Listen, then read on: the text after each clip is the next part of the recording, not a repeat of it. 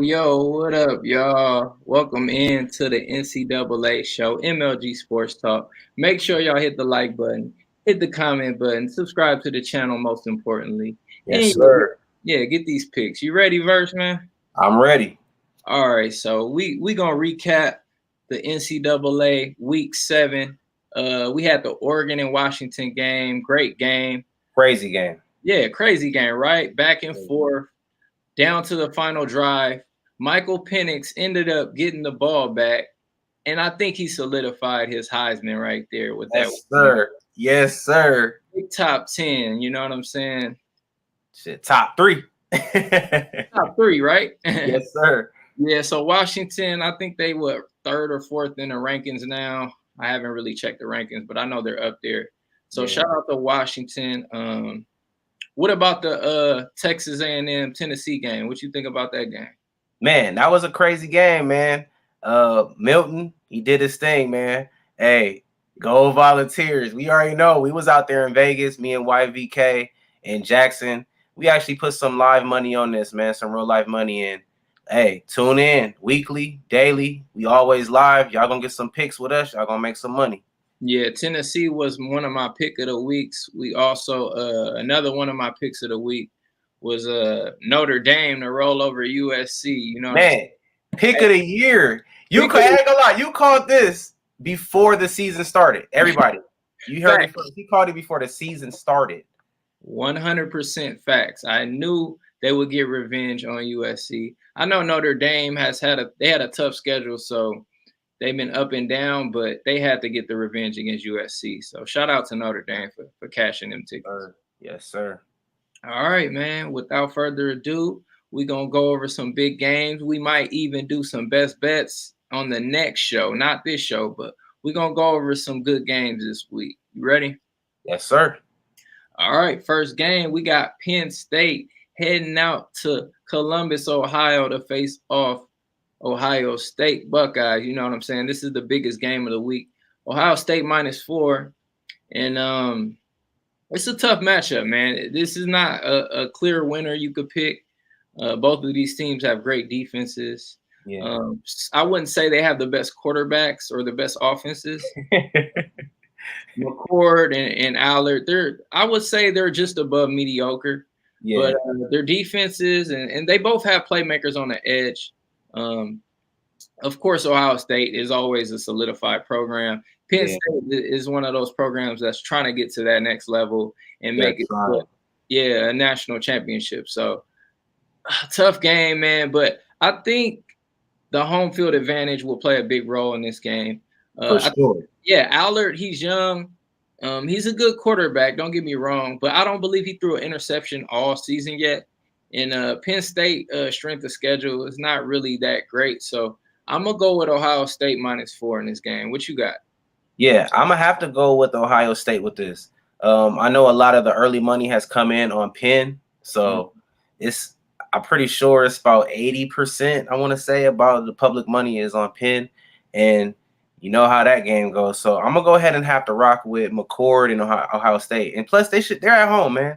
They got to pull this off at home. I'm not expecting too much of a major game. I might even take the under. Oh, yeah. I definitely agree with that under. Also, it's been reports coming out that Henderson and Ibuka, he's coming back. 2 players are critical for Ohio State. So they definitely need all the weapons they can against Penn State's defense. Is one of the top defenses in the country. So, yeah, man. Ohio State right now is the play. Tough game to bet, though. Yep. I forgot to put up the little there we go. banner. There we go. Next game. Tennessee versus Alabama. Tennessee heading out to Tuscaloosa, Alabama. Bama -9.5.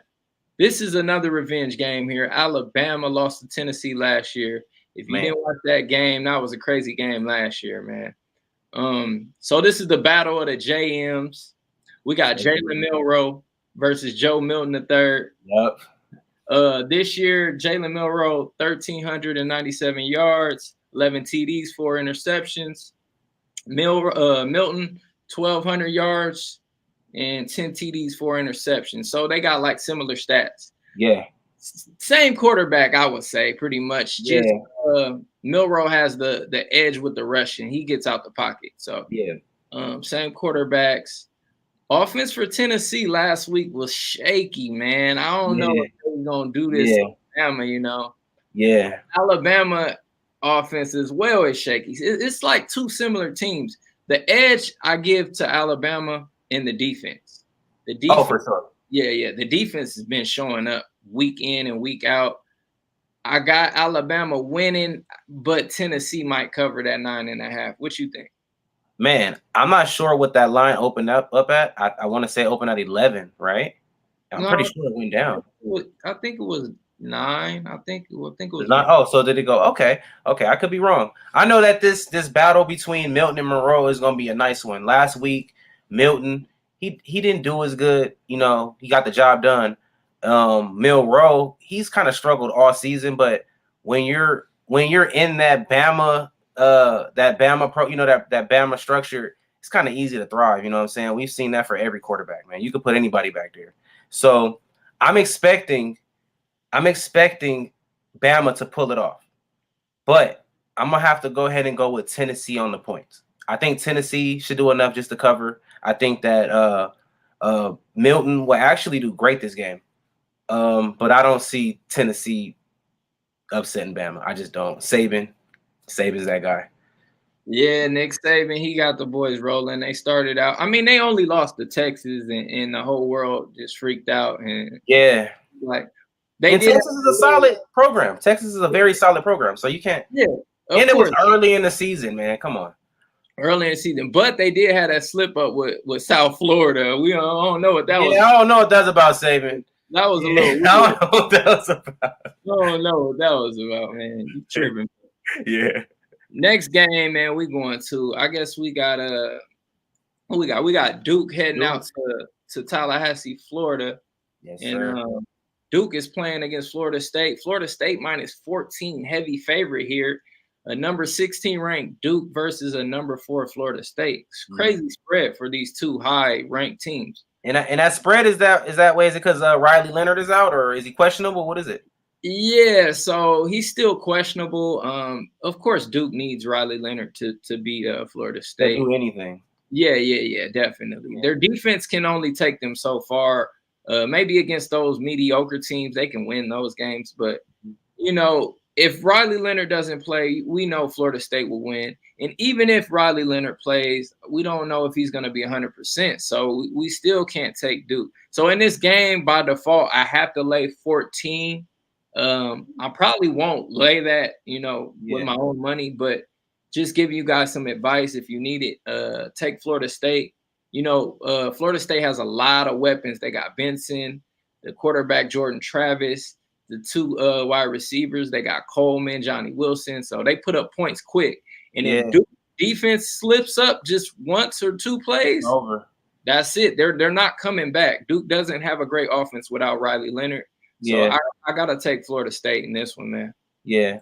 I'm gonna have to go ahead and might have to go the opposite way on that one. I mean, of course, Florida State will win. They're gonna win. But that 14 points is a whole lot of points for two teams that are ranked. And I'm expecting fireworks in this game with or without Riley Leonard. I think that Duke is gonna look to their senior running back and Jordan Waters. He's a good running back, real solid, man. He's gonna be league ready. And Duke, this is it's better time. What better time than now, man? You guys are ranked right now. There's no you guys can't go out there and get embarrassed, man, to Florida State. So I'm gonna go ahead and have to rock with Duke plus 14 with or without Riley Leonard. Florida State will win the game though. Okay, I like it. I can't get mad at you for taking 14 points. That's a lot of points in the game. A whole lot of points. Man, all right. So I guess last game of the day. We went through all these big games. These are all the big games, folks, coming this weekend. Next game, we got USC heading, or they're at home, actually. They're playing against Utah. They're minus 7. This is another revenge game here, folks. And I called, you know how he said I called the USC game before the season to lose to Notre Dame. I also called this game. And I got to take USC in this game, ladies and gentlemen. They will bounce back. Caleb Williams had a tough outing against Notre Dame. one of the top defenses in college football. So we knew that was going to be a tough game for him. But this game, USC will show up. Utah, Cam Rising, still questionable. They keep saying that every week. He still hasn't suited up yet. I do not believe he will suit up this week. And even if he does suit up, he will not be 100%. He's still going to be rusty coming off of an ACL injury. It's a major injury. You know what I'm saying? Utah, they're a tough physical team. I can't take anything away from Utah. They're always going to keep it close with running the ball and playing defense. But at the end of the day, I think they need to get some big plays in this game to beat USC because USC's run defense is not too bad. You know what I'm saying? Yeah. But they won't be able to score with USC. So I got to take USC -7 in this game. For sure. I mean, you couldn't have said it better. I think that USC is going to win and cover this game. The spread went up. I even seen on some betting sites where they had the spread for Utah but didn't have it for USC, which is a weird flag in my opinion. So I think that USC for sure, after Caleb Williams threw 3 interceptions last week, which felt like 10 interceptions, there's no choice but this team to go ahead and turn it back around. And after seeing what Penix did, I think that he has a fire lit under his butt, and he's finna take it off this weekend. I think that you get embarrassed by the Fighting Irish, and you caught that. You also caught the USC. You said it. They're going to lose, and then they're going to win. And if I'm not mistaken, this is a revenge game, a double revenge game. I think that Utah beat them the last 2 times. And without the quarterback, a lot of teams having quarterback issues. Hey, it's perfect, man. USC -7. Yep. Take that to the bank, y'all. That's probably one of our best bets on this board right here is USC. Yes, sir. Man, great little show we had right here talking about these games. Should we do a best bet one later on this week or what, man? Yes, sir, man. You know you got to tune in. You already know, guys. Like, comment, subscribe. And we know we're going to always be here with some betting picks for some boxing. Tune in for Ciabatta weekly. Hey, man. You already know, man. All right, man. It's a wrap, y'all. Go ahead. MLG Sports Talk. Till next time. Peace.